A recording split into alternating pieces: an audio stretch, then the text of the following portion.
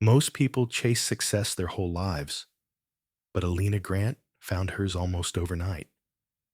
And from the very beginning, she refused to celebrate it because deep down, she knew the truth. Every achievement she gained destroyed someone she loved. Alina wasn't a failure. She was talented, bright, determined. But life had a way of pushing her down right when she was about to rise. Another failed job, another closed door, another night walking home in the rain, wondering why everyone else seemed chosen, and she didn't. Then one night, she felt it. A stare. Not from the street, not from a window, from the alley behind her. A soft voice whispered her name. Calm, old, too certain. Alina. She froze. No one should have known her name. Another whisper followed, closer this time. If you truly want what you think you want, come here. Most people would run, but desperation is louder than fear. She stepped into the darkness. The woman she met there, old, quiet, unreadable, didn't offer her potions or rituals or anything dramatic. She simply said, "You want success, and you're tired of trying." Alina's breath trembled. It was true. It was painfully, humiliatingly true. The woman leaned close. "You may have everything you desire, but you will lose everything you love." Alina laughed. She had nothing left to lose, or at least, that's what she believed. She agreed, and from that night, her world shifted. Within months, Alina rose higher than she thought possible. She got a new job, her dream job. Her boss adored her. Her ideas were praised. People she envied for years suddenly treated her like an equal. Then things began to happen. Her best friend lost her scholarship the same week Alina got promoted. Her cousin suffered a breakdown on the same day Alina received a major award. Her co-worker, who always competed with her, was in a terrible accident the night Alina won Employee of the Year. Alina didn't connect the events. She didn't want to. She was too busy rising. But success is a lonely staircase, and Alina was climbing it alone. People drifted away one by one, not because of her success, but because misfortune followed them like a shadow.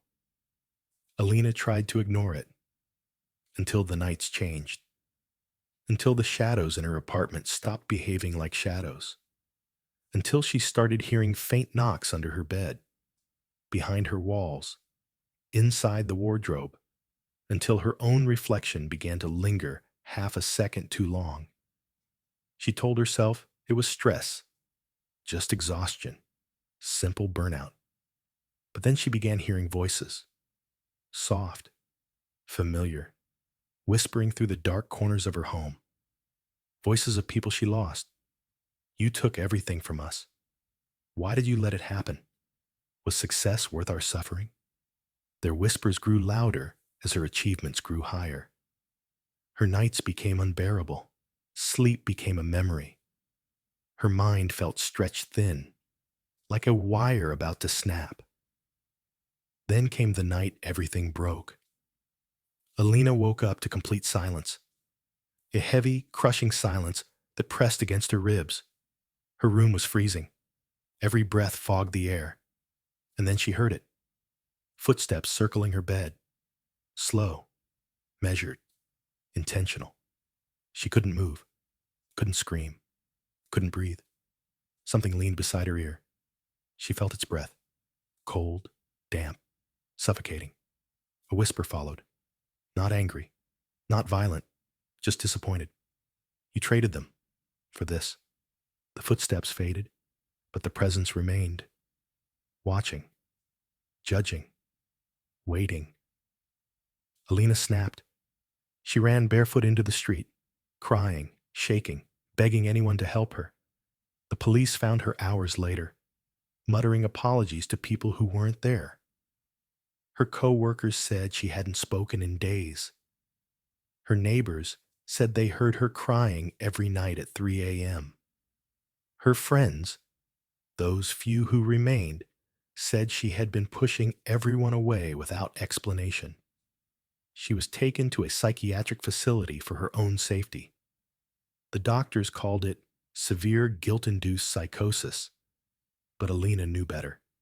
She knew exactly what it was, the cost. Months passed. Her hair shortened, her eyes dulled. She stopped asking when she could go home. One afternoon, a young nurse asked her gently, "What do you regret the most?" Alina stared at the wall for a long time. Her voice was barely a breath. "I didn't lose them. I traded them." A tear slipped down her cheek. "I didn't know success could take more than it gives. I didn't know loneliness could echo. I didn't know guilt feels like someone watching you even when you close your eyes." She looked down at her trembling hands. "And the worst part? I got everything I wanted. Everything." Her voice cracked. "And now I have no one left to share it with." The doctors still believe she broke under pressure. That stress destroyed her sanity. That guilt twisted her memories. But every night, as the lights dim in the asylum, Alina hears the same voice that entered her life on that rainy night. Calm, cold, unforgettable. "You asked for everything, so I took everything." Alina never answers. She only cries quietly in her bed, hands over her ears, trying to silence the echo of her choices. Because she finally understands the truth she ignored for years. Success doesn't destroy people, but the price you pay to get it can take everything from you. And some debts follow you forever.